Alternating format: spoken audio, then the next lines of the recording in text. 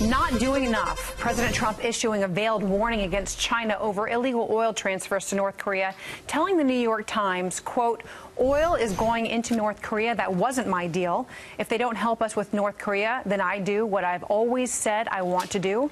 They have to help us much more. We have a nuclear menace out there, which is no good for China. Well, here now is David Sears, a retired Navy SEAL. Nice to see you, David. Good to see you, Leah. All right, so last year, President Trump said the trade deficit with China was $350 billion. That doesn't include theft of intellectual property, which he put at about $300 billion, and then he said currency manipulation. But the question is this: does the threat of a trade war with China carry as much weight, considering China's economic prowess and the fact that it could hurt us as well? Yeah, I'm not sure we want to do a trade war with China and go that far. I think that you could be, take it towards my counterterrorism efforts or things like that. You could be much more targeted in what you're doing with China in terms of, instead of an all-out overall trade war, just do some targeted selective pieces and hurt them a little bit.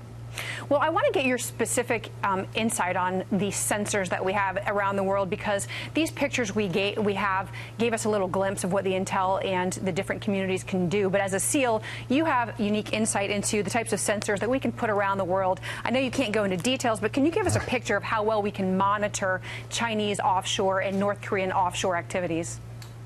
Sure. I think even just through regular commercial platforms now, you have incredible monitoring of what ships are out there. The problem is a lot of those pieces can still be turned on and off, those monitoring things. So they can turn off their ships or their beacons that they have. We can lose track of them. And unless you're physically following them, there's a lot of shipping traffic out there. It can be difficult to keep track of all of it.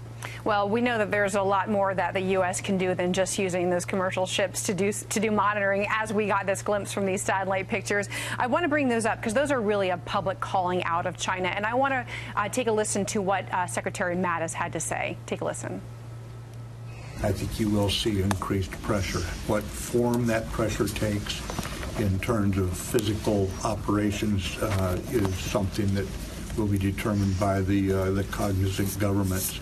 So speaking of cognizant governments, how important is it for us to release pictures like this to get support from other countries to help with this issue?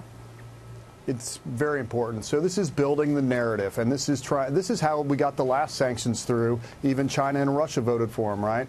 So you want to build that narrative. You want to have the evidence out there, the things that we know through common sense. China is skirting the sanctions. Here you go. Here are the physical pictures. We did the same thing back in Iraq against ships that were evading sanctions there and busting the sanctions into Basra in Iraq. So extremely important for our narrative.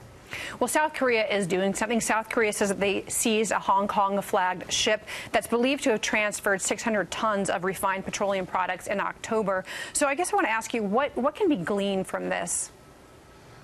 This is South Korea actually being able to take action, and in the international community, the last sanctions said that they can go ahead and do this. Any nation can. So they're showing that they're going to do it. They know that it's been going on. They're going to start seizing these ships. It's telling China and a lot of those companies in China, we got to watch what we're doing. It's going to, impact us eventually.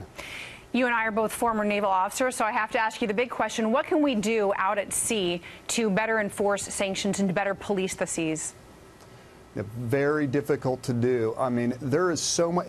People do not have a good comprehension of how much 90% of our trade in the world moves around via ship traffic. It is just massive. If you go look at overlays of how many shipping lanes, how many ships are out there at one time, it's incredible. So it's very difficult. I mean, you think we're 300 ship Navy. We can't cover all of this. So there has to be a coalition of countries doing this, and it's really at a lot of these ports of entry that it's going to occur. And China's trying to make it harder with reclamation projects in the South China Sea. David Sears, thank you, and Happy New Year's to you. Thanks. Same to you, Leah.